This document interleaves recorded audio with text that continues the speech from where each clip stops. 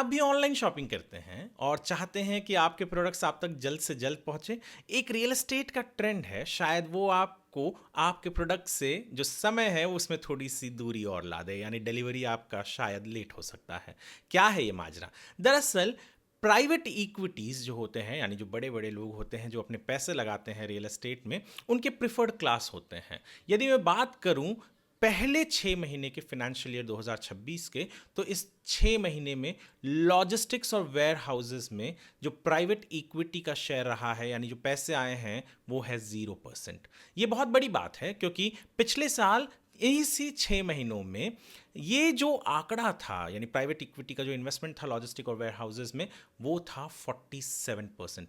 यानी जितना पैसा रियल एस्टेट में प्राइवेट इक्विटी के जरिए आया उसमें से आधा पैसा प्राइवेट इक्विटी का लॉजिस्टिक और वेयर हाउसेस में लगा।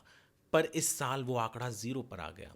प्राइवेट इक्विटी जब इन्वेस्ट करता है यानी वेयर हाउसेज और लॉजिस्टिक्स में, तो ये शहर के नज़दीक जो वेयर हाउसेज होते हैं जहाँ ई कॉमर्सेस अपनी सारे प्रोडक्ट्स को रखते हैं, वो इसके लिए रखते हैं ताकि जल्द से जल्द वो लोगों तक पहुँचा सकें।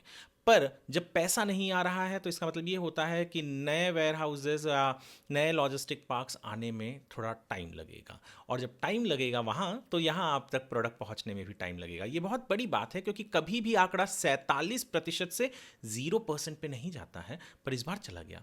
बात चल रही है कि शायद कुछ लॉजिस्टिक पार्क्स के डील होंगे कुछ दिनों में। अगर ये हुए तो आप को जो ये डर है कि प्रोडक्ट आप तक डिले में पहुंचेगा, क्योंकि ये वेयर हाउसेस को ई कॉमर्स ब्रांड्स यूज़ करते हैं अपने प्रोडक्ट्स को रखने के लिए, ट्रांसपोर्ट करने के लिए, जल्द से जल्द पहुंचा सके, इसके लिए ये ऐसी जगहों पर होते हैं जो शहरों से नज़दीक होते हैं। पर जब इन्वेस्टमेंट नहीं हुआ है तो नए लॉजिस्टिक पार्क्स आने में थोड़ा सा हिचकिचाहट यानी थोड़ी देरी हो सकती है।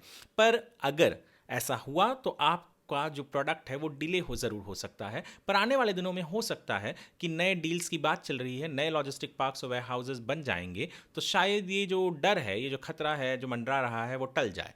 पर अभी के लिए तो बड़ी बात है क्योंकि प्राइवेट इक्विटी का इन्वेस्टमेंट 0 रहा है फाइनेंशियल ईयर 2025-26 के पहले 6 महीने में लॉजिस्टिक और वेयर हाउसेस के लिए।